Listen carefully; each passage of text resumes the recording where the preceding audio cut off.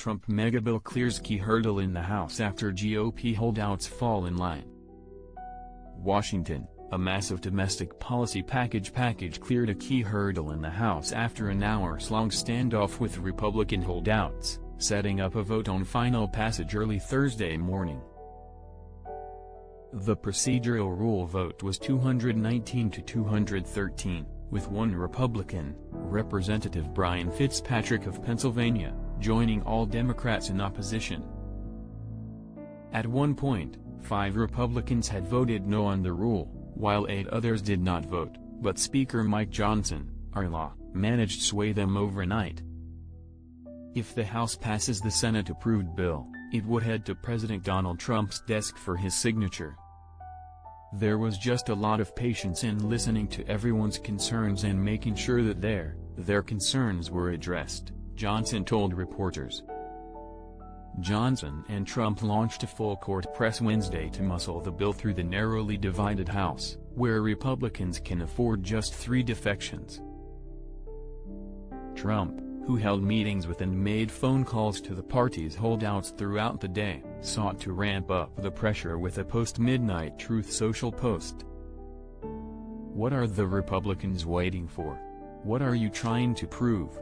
MAGA is not happy, and it's costing you votes," he wrote. Initially, GOP reps Andrew Klein of Georgia, Keith Self of Texas, Victoria Spatz of Indiana and Thomas Massie of Kentucky cast no votes against the rule. All but Fitzpatrick changed their stance after Johnson vowed to keep the vote open for as long as it takes to secure enough support. Earlier Wednesday, GOP leaders kept the separate procedural vote open for more than 7 hours. A record in the House, and sent lawmakers back to their offices as talks continued. The House was scheduled to be on recess this week, but Johnson called members back to Washington to vote on the bill and meet Trump's imposed July 4 deadline for passage. Trump can sign it into law after the House passes it. On Wednesday morning, Johnson privately huddled just off Capitol Hill with members of the hardline House Freedom Caucus, who are demanding deeper spending cuts. At the White House, Trump was hosting multiple meetings with holdouts and on-the-fence members, including members of the Freedom Caucus and the center-right Republican Main Street Caucus and Republican Governance Group. Later Wednesday, Freedom Caucus members and their allies gathered behind closed doors at the Capitol to discuss what they had heard from Trump, and there were indications the holdouts were beginning to soften their opposition. "I always hear these reports about Trump raising his voice and cussing people. And it was nothing like that," said Representative Tim Burchett, Republican Tennessee, one of the conservative holdouts. "I wouldn't mind if my daughter had been in the room with us." Another holdout, Representative Ralph Norman, RSC, called it a good meeting with Trump and said they found out a lot of new information. And Representative Warren Davidson, Republican Ohio, who is one of 2 Republicans to vote against the House's original version of the big, beautiful bill in May, said Wednesday he would support the revised version. Within hours of its narrowly passing the Senate on Tuesday, House Republicans advanced the bill through the Rules Committee in a 7-6 vote, with Norman and Representative Chip Roy, Republican Texas, voting no because of concerns that it would add to the debt.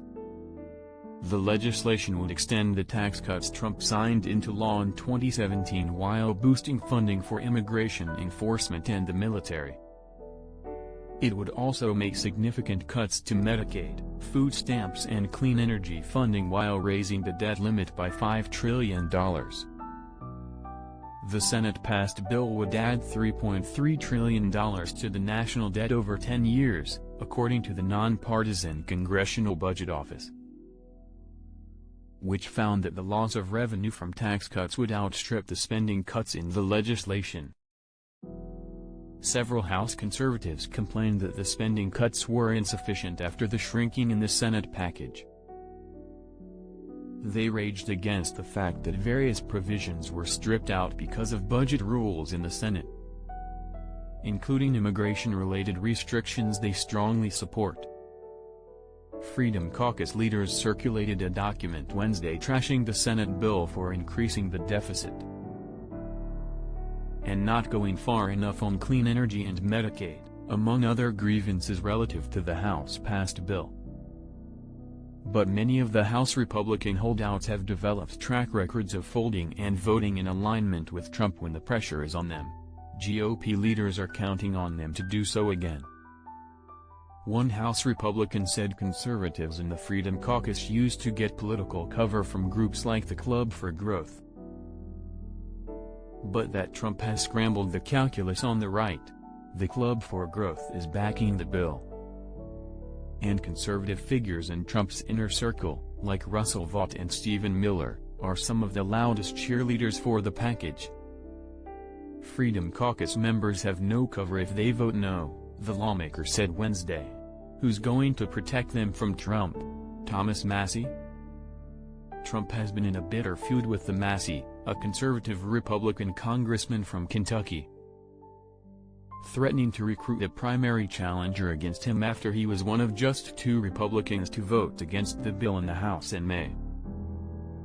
Massie, who walks around Capitol Hill wearing a live debt clock, has railed against the legislation and said it would make the deficit worse. And politically vulnerable Republicans were unhappy with the more aggressive Medicaid cuts in the Senate bill, along with a series of clean energy funding rollbacks that they warned against. On the Capitol steps Wednesday morning, Democrats blasted the legislation as a massive tax cut for the wealthiest Americans, paid for by slashing programs that help the working class. "It is the cruelest bill that I've ever seen in my tenure in the House of Representatives," said Rep. Frank Pallone, DNJ, the ranking member of the Energy and Commerce Committee, who has been in the House since 1988.